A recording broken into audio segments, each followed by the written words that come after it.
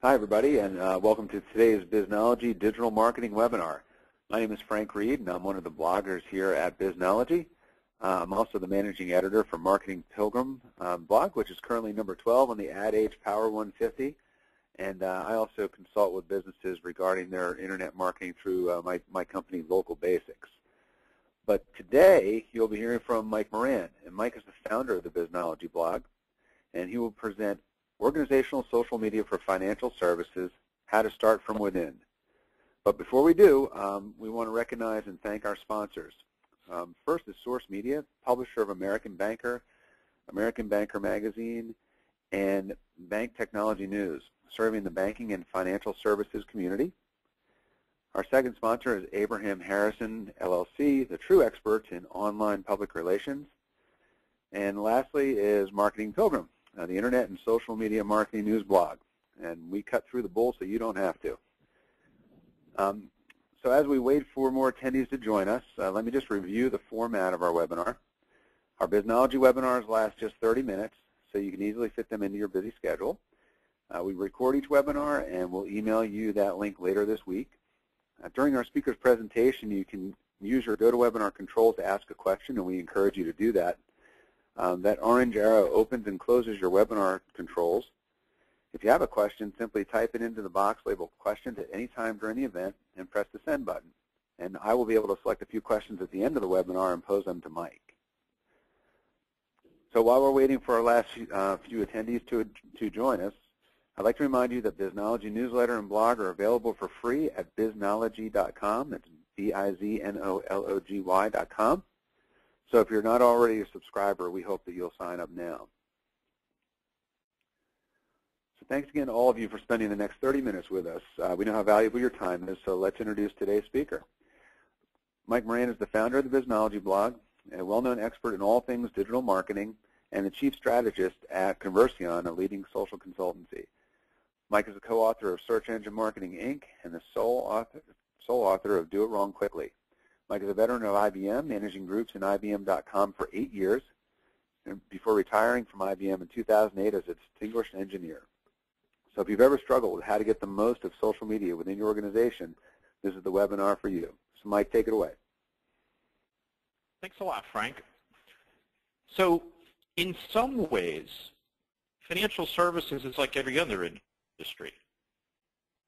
Social media is a growing force, and both medium and large financial services businesses don't always know how to approach social media amidst all the other things that they need to do. And everybody is trying to figure out how you measure the value. Where's the return on investment? What are the kinds of things that you need to be doing both to protect yourself and to really benefit you and to differentiate yourself from your competitors?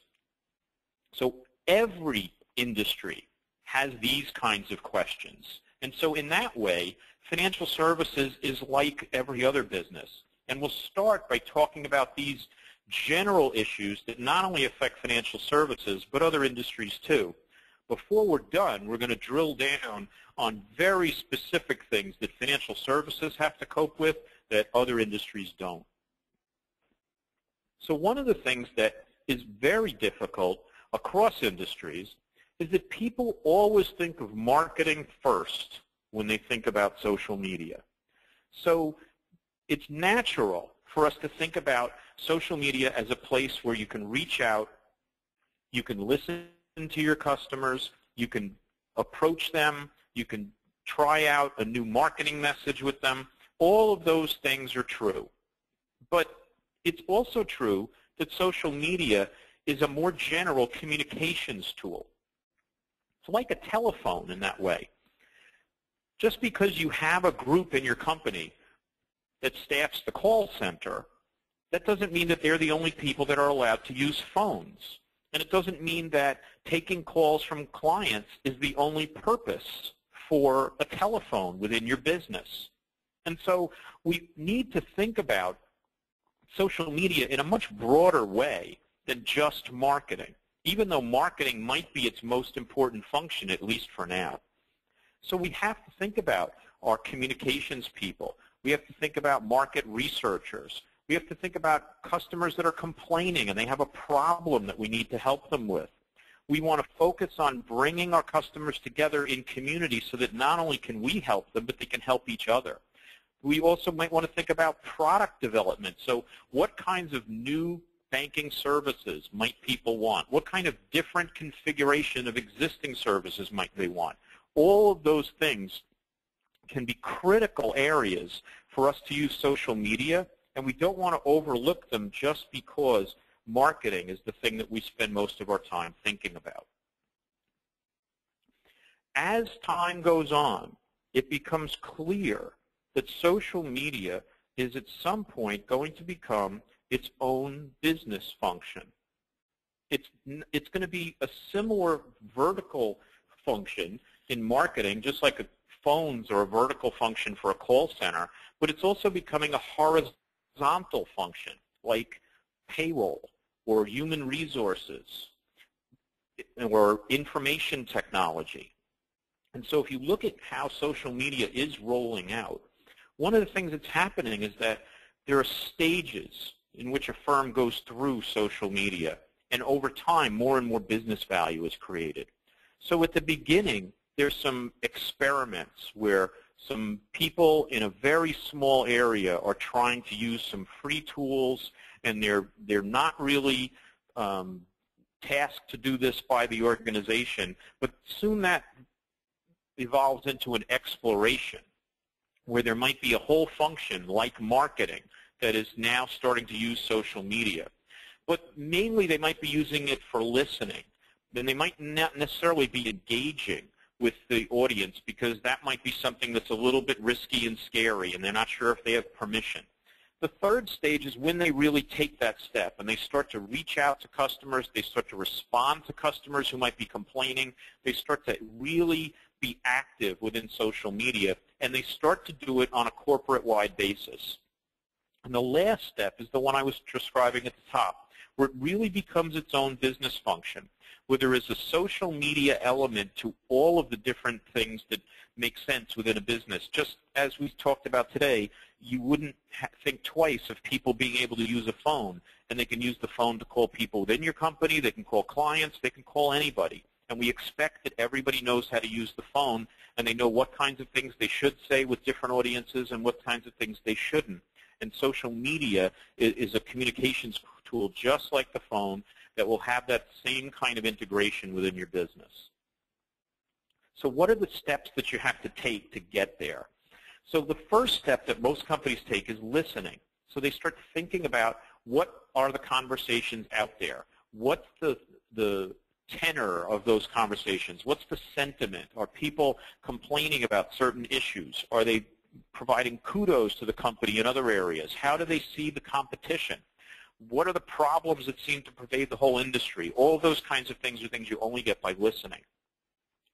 A lot of people jump right to engaging at that point. As soon as they see a conversation, they'll run in and start talking about it. But for financial services and for a lot of businesses, it makes a little more sense to do some planning first, to understand how your organization is going to respond to social media. What are the key things that it needs to focus on?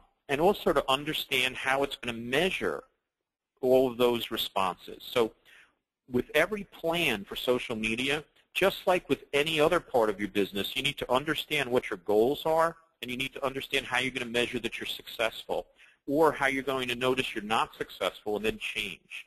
And so listening, planning, engaging, and measuring are the things that most companies do to succeed in social media. They also make sense for a lot of other parts of your business too. So let's look at listening for a moment. So this tells you what's really going on. And so it makes sense that you would not want to engage in social media. You wouldn't want to be out there putting your own messages out before you knew who the people were that are out there and what they think. And until you figured that out, then it doesn't make sense for you to try and figure out what you want to say in response. It's like walking into a cocktail party and just talking.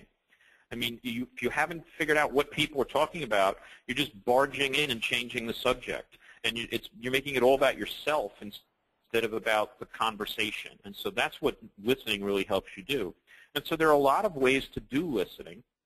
You can try and use it for markets research, like the chart we have here, where this bank was trying to figure out what the difference is in conversation depending on where they are in the purchase funnel. So are they just deciding that they need to change banks? Are they searching for information about that?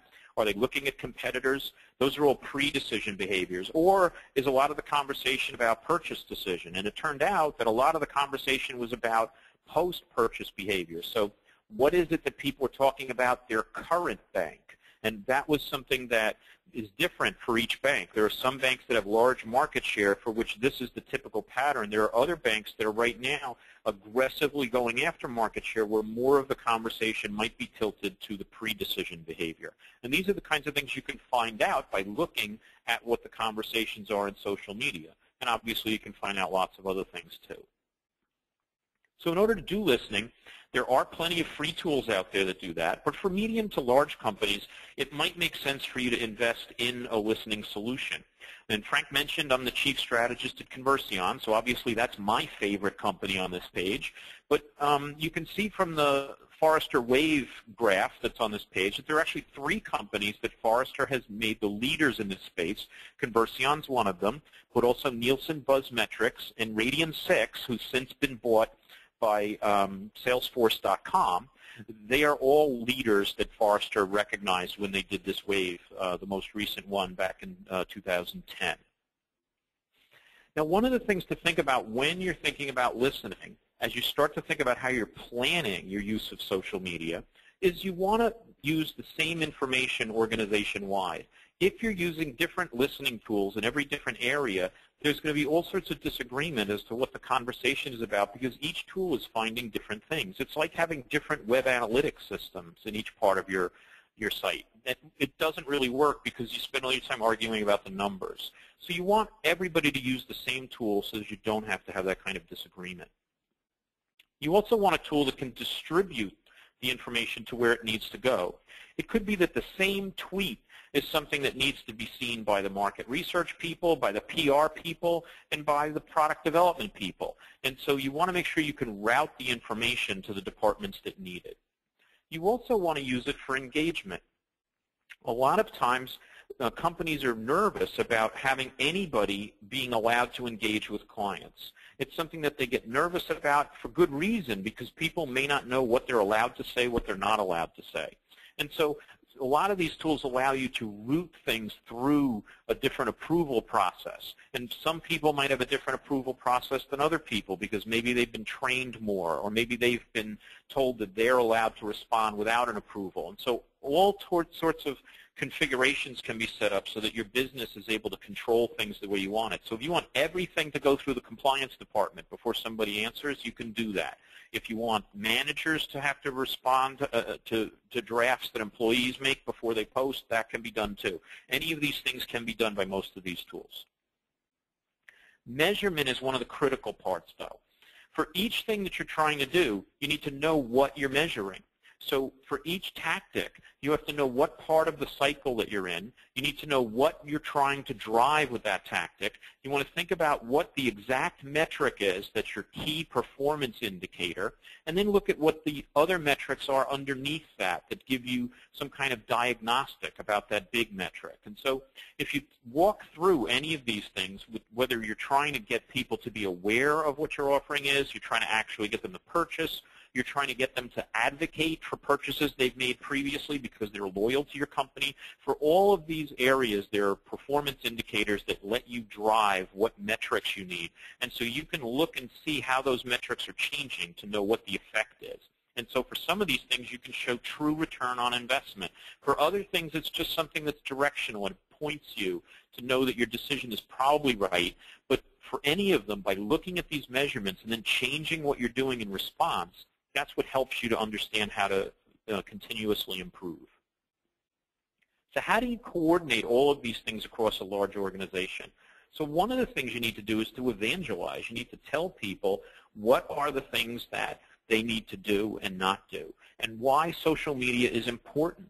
So for a lot of companies, people don't do social media because they don't think it's part of their job. So one of the first things you need to do is to help them understand that it is.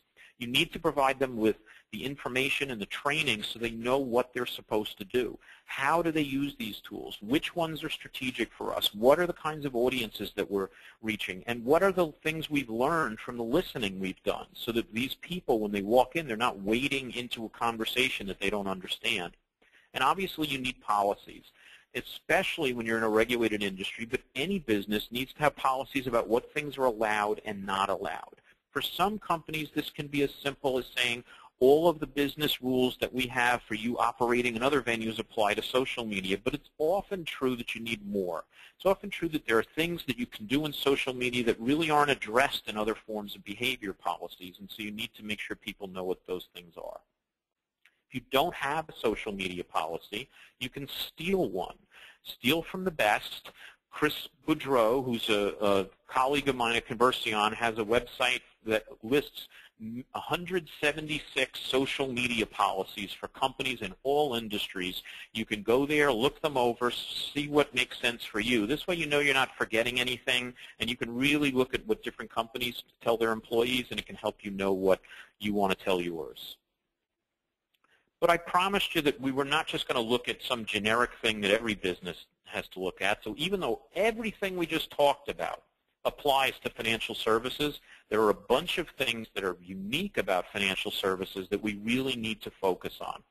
And so there's three main things I want to talk about in financial services. One is that everyone's a critic, that financial service management is maybe a little more conservative than in some other industries, and because it's a regulated business, the compliance rules are something that everyone's nervous about when they first get involved in social media. So let's look at why everyone's a critic. For some reason, financial services businesses are criticized in social media a lot more than other industries. And maybe this is no surprise to people in financial services, because people have this expectation that everything that a bank does should be done flawlessly, that they should have no fees for anything. And so people may have expectations that are oversized and no bank can really meet them. But the truth is that if you look at the negative perceptions of a bank, they are far, far lower, those perceptions. So over 40% negative, whereas most businesses are somewhere in the teens or 20s. And on the other hand, the positives are also lower. So the positives are in the mid-20s, where many businesses reach over 50%. And so this is a lot of market research that's been done over the last 3 years by Conversion, where they have many, many different clients that they've done this work for across all of these different industries, and financial services seems to somehow rank lower. And so one of the things that would make anybody gun-shy, including financial services management, is that social media seems like a hostile place. I mean, if all these people are criticizing you and very few people are saying something nice about you, who wants to go to that party? Who wants to be in that conversation? It's a little scary. It's a little painful. So, and you can see this research that IBM did, that many companies are not using social media. So a lot of banks are using it, but a lot are not. And so, and many have no budget for social. And so, so this is a little bit different from a lot of other industries where typically there are much higher adoption rates for social media and more budget. The other thing that is really the elephant in the living room is compliance. And so last year in the U.S., Regulatory Notice 1006 was very, very clear about what needs to be done with social media. So those conversations have to be reviewed and archived, and they've cited several SEC and NASD regulations that say so. And what that means for social media is you need a system that captures all of those interactions and stores them. And so there are a couple of companies out there that do just that. So Arcovy and Smarsh are two of them, where they will archive all of the things that you need, and that will help you comply with those regulations. In addition, you have to focus on what public and private data mean. So public data, like most of Twitter, blogs, YouTube, most message boards, under the FINRA regulations, they're considered advertising or public appearances. And so all of the rules that apply to public appearances in FINRA apply to this public data. Private data, on the other hand, like Facebook, most of LinkedIn, they're all considered sales literature. And so whatever applies to sales literature applies to this private social media data. And so a lot of financial services companies are looking at tools like Oceanus from IBM, Socialware, Context Optional, and there are many others out there. These are some of the leaders that monitor the kind of behavior that employees are operating through social media. Some of these pieces of software can actually block certain social venues or features of social venues. They can flag issues for review. They can make sure that managers have to approve different kinds of engagement. And they can make sure that users are authorized and that you have a social media policy that's defined and that you know how to execute. And so all of those things can be put into software. You cannot put any software in place that will stop people from doing every stupid thing they can do. But you can have training wheels. You can have things that will prevent maybe the biggest disasters, or at least some of them, based on what the features are and what the content are of the interactions that people have. So we're right at the beginning of this market. So it isn't true that all of these different pieces of software have the same features. They have different features. They approach things different ways. It's a very new market, so it's probably the best thing to do is to get demonstrations from these vendors, to actually do pilot tests and see how those things work. And I spent a lot of time just now talking about the compliance rules in the U.S., but if you're a global company, you need to follow the rules in each market that you're in, which are usually different. I mean, this was a very clever thing I saw. Here's the Twitter account for a British financial services firm, and they've got a Twitter disclaimer on their page. And so they've put together a custom skin for their Twitter ID in which they've got the disclaimer in there, because you might ask yourself, well, how do I get a disclaimer in 140 characters? And the answer is you can't. And so how do you do this? This is one example. Now, is this the right answer for everybody? I don't know, but what I'm saying is that you're going to have to focus on these questions, and you're going to have to figure out some clever ways around it. Now, I hope that this was helpful for you, and Frank, I'm ready to turn it back to you.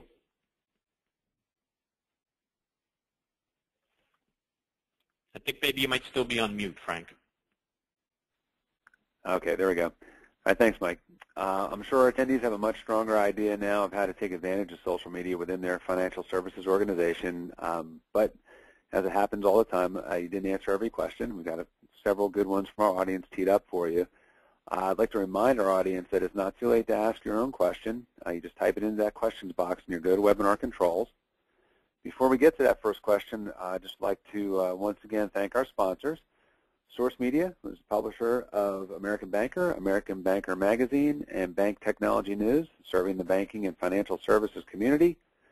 Abraham Harrison, LLC, the true experts in online public relations. And finally, Marketing Pilgrim, the Internet and Social Media Marketing News Blog. And just remember that we cut through the bull so you don't have to. Now, on to your questions. And the first question that we have, Mike, is about, it's about personnel. We didn't really get a chance to get into that, but do you have a certain type of person or a certain level of experience that you should be looking for? Is this something that you give to somebody who's just out of college and who knows social media, or is this a function that needs to be put in the hands of somebody who has business acumen and experience as well? I think that a lot of it depends on what kinds of issues you're running into. For the most part, with most industries, and I would even include financial services and other regulated industries, people who know how to use the tool, and often, as you point out, they're painfully young to somebody like me, they can do just fine as long as you have prepped them for what the rules are and how the marketing messages are. On the other hand, if you're running into some very serious issues, if you're in crisis management, if some very bad story has just erupted over you, you might definitely need somebody with more experience. And so often in a large enough organization, you can have both of these people working together. So each one can be helping the other. So you might need to only pick one in the beginning, but very soon I think it makes sense for you to have both kinds of people involved in teaching each other. Okay, great. We have another question from one of our folks, Jen. She asked, does that regulatory notice apply to every industry, or is that just something specific to the financial services industry? The one that we walk through are the FINRA regulations in the U.S., and they only apply to the financial services industry. But there are other industries that have other kinds of regulations that apply to them. So pharmaceuticals is heavily regulated. There are many other regulations, too. And, in fact, there are regulations that the FCC has come out with that really apply to everybody in social media, where they've talked about making sure that you do full disclosure. So, for example, when I did this webinar, here's an example. I work for Conversion, and I was talking about Conversion, and so I mentioned to everybody that I was talking about it. That's something that is required in social media for any company. So there are regulations that apply to all businesses, but the ones we talked about today are specifically for financial services. Okay, great. And then we have another question, which is a great one, and very timely, considering how social media has shifted a little bit in the last few months. Is there an opinion, or you have an opinion about leveraging Google Plus in this whole thing? I'm really torn about Google Plus. In fact, if you've looked at the Biznology blog the last few days, you've seen Frank post about Google Plus, you've seen me post about it, and you've seen another of our contributors, Chris Abraham, post about it today. And Frank's opinion is that Google Plus for most businesses isn't even as important as Google Places. And my opinion is that Google Plus is still something that not enough people are using, that it makes a lot of sense to throw a lot of resources in it. Although if you're an early adopter, that may give you some kind of advantage, just like it does to have a very old website with old links to it. It makes you more trustworthy. But Chris Abraham this morning in the Biznology blog talked about exactly how you can take advantage of Google Plus, why it's important, and why it's especially important for businesses. Now the Google Plus has come out with its Google Plus for Business pages. And so I think that the jury's really out on Google Plus. One of my problems is that there are so many different social networks that you have to take advantage of that I haven't allocated the time for all of these. And one of the things I do personally is I have my own Twitter account, but I also mirror my tweets to Facebook and to LinkedIn. And it's not really that easy to mirror them to Google+. And so I haven't done that yet. But so I'm not spending a lot of time on Facebook. I'm not spending a lot of time on LinkedIn. I'm spending all my time on Twitter. And I haven't done much on Google+ at all. If that's the right decision, I don't know. But I know that since Google+ for Business has only been out a couple of days, very few businesses are in it yet. And the adopters among consumers so far are mostly high-tech people, and it's a fairly small percentage compared to Facebook. So even though it's the fastest growing social network ever, that doesn't tell you that much because I think there's only about 40 million people on it, and which is dwarfed by the number of people on the older social networks. So I think you might have to really stare this down and make a decision based on what you think the value would be. Right now, I'd say it's hard to make a case for you working on this as opposed to working on other kinds of social media. And want to be respectful of people's time, but there's one other question I'd like to get to. Is there any other thing outside of what would be considered the standards? You know, you've got Facebook and Twitter and Google Plus trying to make its way in there, or even LinkedIn. Is there any other ways to create something that's a little bit more controlled? Something, or have you seen any companies that have tried to create, in a way, their own social network so they can tend to people's needs and not necessarily be in the mainstream? Yes, there are plenty of community platforms. So Communispace is probably the most popular one, where you're creating a closed social network. And a lot of times companies do this for market research purposes, where they would like to invite people to give them feedback on things, but they don't want all of their ideas to be things that their competitors see. And so they offer some kinds of incentives for people to participate in these private communities, and they operate that way.